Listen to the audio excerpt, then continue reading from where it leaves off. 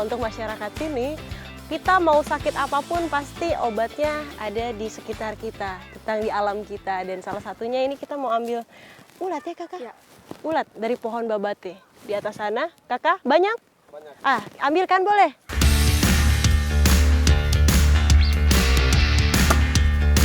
Mencari ulat di pohon ini nggak sulit, asalkan bisa menemukan lubang tempatnya bersarang.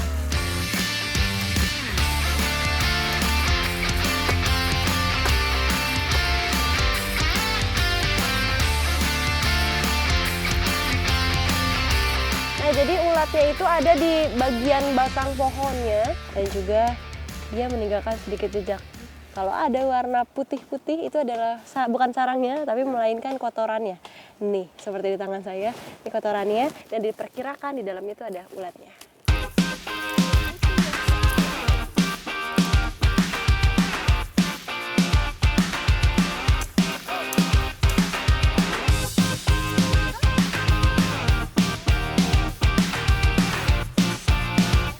Nah, ini dia nih ulat babateknya.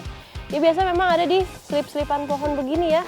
Nanti dia akan menjadi kumbang. Ketika dia jadi ulat seperti ini, dia akan mengambil nutrisi yang ada di dalam pohon. Makanya banyak pohon mati, tidak berbunga lagi.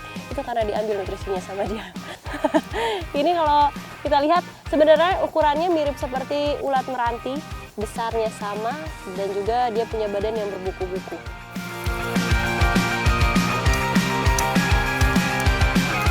Ulat babatek ini larva dari kumbang penggerek batang pohon.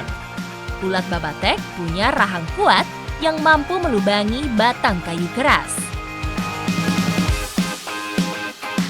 Nah, ini kenapa warnanya jauh lebih merah, kakak? Mungkin yang ini masih agak muda daripada ini. Oh, tapi ukurannya sama ya. Selanjutnya, kalau kata kakak untuk dijadikan obat sariawan, di sini harus kita olah, kita bakar dulu, baru bisa kita makan.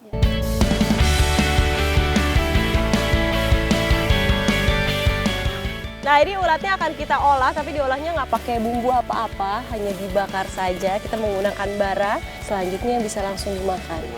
Selama ini saya lebih suka makan ulat yang mentah, tapi kali ini kita bakar, rasanya tetap enak kan? Katanya sih tetap enak, nanti kita lihat.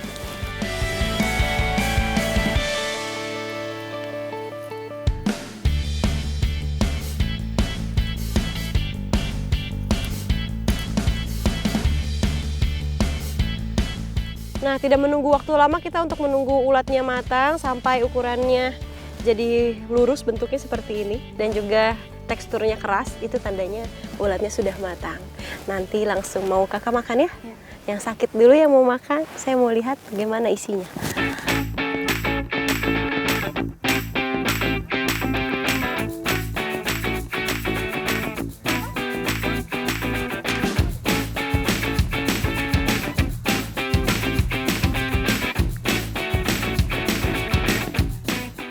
Saya suka. Rasanya ini sebenarnya saya lebih tetap suka ulat yang tidak diolah, yang tidak dimasak, hanya mentah saja begitu saya lebih suka. Tapi kalau dibakar seperti ini juga enak. Seperti rasa kuning telur yang direbus. Sama, enak ya.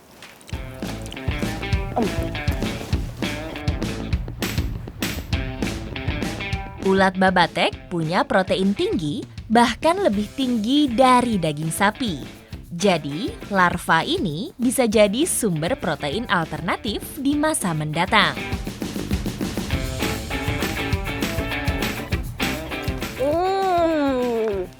Nah, kalau untuk mengolah ulat babatek ini menjadi obat, dimakannya pun harus rutin. Dan juga semoga saja kakak tadi sudah makan sariawannya cepat sembuh ya. Dan juga harus hati-hati sama orang yang punya alergi karena ulat babatek ini mengandung protein yang cukup tinggi. Jadi berbahaya kalau kita punya alergi, bisa gatal-gatal dan juga efek sampingnya kurang bagus. Dari Kupang, saya lanjut menjelajahi Pulau Alor yang elok memesona. Ada lagi sajian ekstrim dari lautan. Jadi di karang-karang kah? Di bawah? Di bawah situ, di karang-karang. Oh, masih di pesisir Alor. Kali ini saya mau menangkap ikan dengan cara yang unik, tidak menggunakan alat apapun, hanya menggunakan tangan saja dan juga bukan untuk dikonsumsi.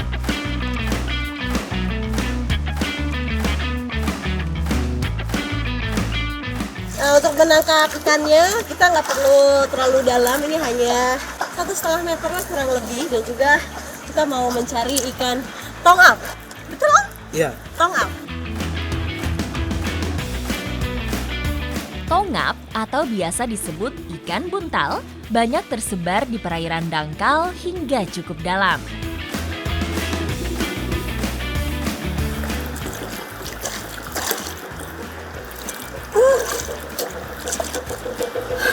Nah, untuk mencari ikan tongap ini sebenarnya susah-susah gampang. Karena pertama kita harus jeli, lihat batuan karang yang ada di bawah. Karena biasanya kalau sudah mulai surut air, ikan tongap ini akan mengumpat di bagian karang. Dan juga kita harus tetap sigap untuk cepat ngambil. Karena kita kan nggak pakai alat, jadi harus pakai tangan diambil baru kita dapatkan. Tapi saya belum melihat dari tadi. Semoga saja Om udah lihat di sana.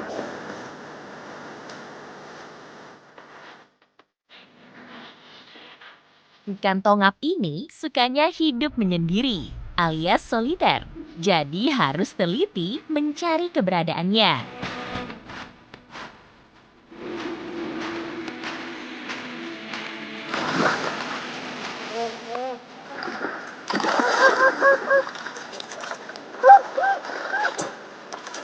Dapat Om. Akhirnya Om Abel tadi pertama yang dapat dan juga lihat. Kalau saya dari tadi belum lihat, kalaupun saya udah lihat pasti saya laporan dulu sama Om Abel karena saya belum begitu berani untuk megang ikan tongap atau ikan buntal ini. Karena dia punya duri yang tajam, ketika dia merasa terancam pasti badannya akan membesar dan juga duri-durinya itu akan keluar. Jadi megangnya pun ada tekniknya kalau kata Om dari bagian ekor ya Om? Iya. Ikan buntal bisa menggembungkan tubuh dengan cara memompakan air atau udara. Jadi tubuhnya bisa membulat 2 kali lipat lebih besar, tapi membuat gerakannya semakin lambat di air. Wah, dia sudah mulai menggelembung. Om bisa tolong pegangin embernya? Nah, wah berat, berat juga ternyata. Nih, teknik untuk megang ikan tongap atau ikan buntal ini harus bagian ekornya, karena di bagian ekornya ini dia tidak ada duri. Tapi saya dari tadi coba untuk angkat dia, tapi karena dia makin mengembung, lihat badannya tuh makin membesar seperti ini, lebih susah lagi untuk diangkat. Apalagi kalau dia sedang berada di dalam air dan juga tubuhnya mengembang seperti ini, dia akan lebih lambat untuk berenangnya. Jadinya makanya masyarakat sini lebih suka untuk menangkap pakai tangan karena pergerakannya pun lambat dan juga kita cepat untuk mengambilnya.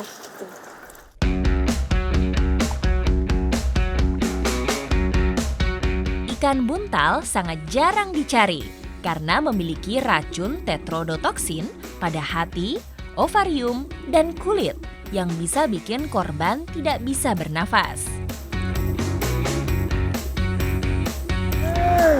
Berarti kalau untuk nelayan-nelayan di sini ikan tongap tuh jarang diambil gitu ya, Om ya?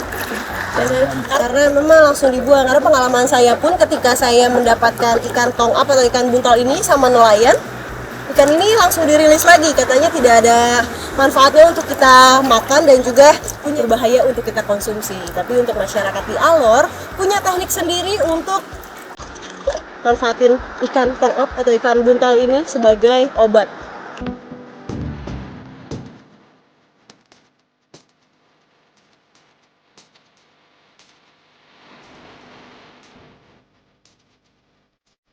Untuk mengolah ikan buntal ini menjadi obat, sebenarnya prosesnya cukup panjang. Pertama kita harus menguliti bagian ikannya, yang diambil hanya bagian kulitnya saja, terus dikeringkan selama beberapa hari seperti yang saya pegang sekarang.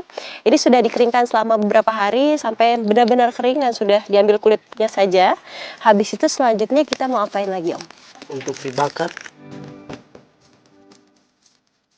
Penjemuran selama beberapa hari bisa menghilangkan racun dalam kulit ikan buntal. Tidak menunggu waktu lama ternyata untuk bakar bagian kulit ikan buntalnya. Hanya sampai benar-benar seluruh kulitnya itu berubah menjadi hitam dan agak sedikit gosong. Selanjutnya nanti diapain? Kayaknya sih rasanya bakal pahit ya. Soalnya warnanya hitam begini. Selanjutnya, kulit ikan tongap ditumbuk hingga halus.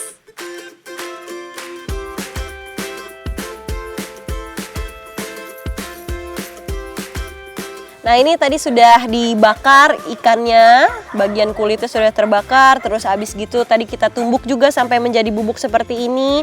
Takarannya itu memang hanya 1 sendok makan untuk kita minum. Ya. Jadi nanti langsung diseduh pakai air hangat, langsung kita minum. Pahit ya Om? Bagaimana kalau Om saja yang minum? Jangan, saya juga harus ikut minum. Satu ini saja ya, begini ya. Ya.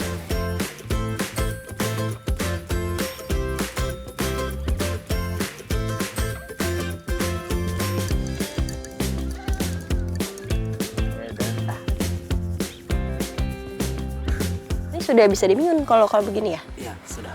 Oh, nih kita tunggu dulu sampai bubuknya itu mengendap di bagian bawah seperti ini. Kalau dari warna sih ini mirip seperti teh ya Om. Tapi kalau dari rasa kayaknya lebih pahit. Kalau kata Om ini rasanya pahit.